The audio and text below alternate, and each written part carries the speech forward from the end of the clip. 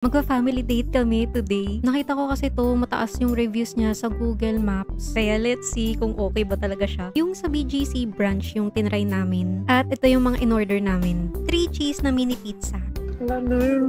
Lagyan ko ng honey. Yung sarap. Kaya na naman 9 out of 10 ka sa akin. Tingnan natin kung ano rating si Jessica. Ratings ang pizza. 7. Yung sa gorgeous. 8. Next, umorder din kami ng truffle pasta nila or the Gargianelli Bianco. Thank you, Papa, sa pagsandok. Mahilig pa naman si Cheska sa pasta. Ratings. 8. Wow! Uy, ang taas na nun ah. Ang sarap. Lahat na lang masarap. 9 out of 10. Nagustuhan ko siya. 7.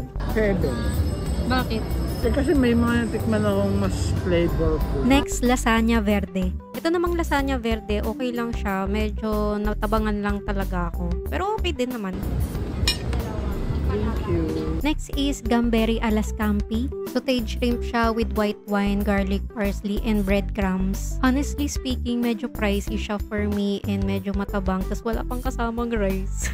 Kaya nag-order pa kami ng rice. And for dessert, we ordered pistachio waffle. And sa lahat ng in-order namin, ito yung babalikan ko. Yung lasa niya is pinaghalong matamis tsaka ipagka-hint lang ng salty, ganun. May pistachio talaga. Sarap. Good for sharing na siya kasi marami talaga siya. Anong tawag dito? Pistachio. 9 out of 10. Why? Sarap. Siya may pistachio talaga. Hindi ko alam kung ano yung may parang salty side siya. Hindi ko alam kung ano yun.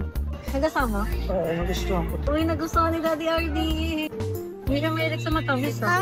Next, naghanap lang kami ng photo booth which is 200 pesos. Dalawang photo strip na yun. Another memory. Quick check muna tayo. Batang cute na huling tulog sa Jamba Juice Mall. Ano to, staycation? Ay, ang ganda ng lighting dito. Mas magfo-focus na kami ngayon sa experiences kaysa sa mga material things kasi mas nakaka-fulfill siya. Bro, ito sa'yo. But I cannot drink it. Ang arte. So,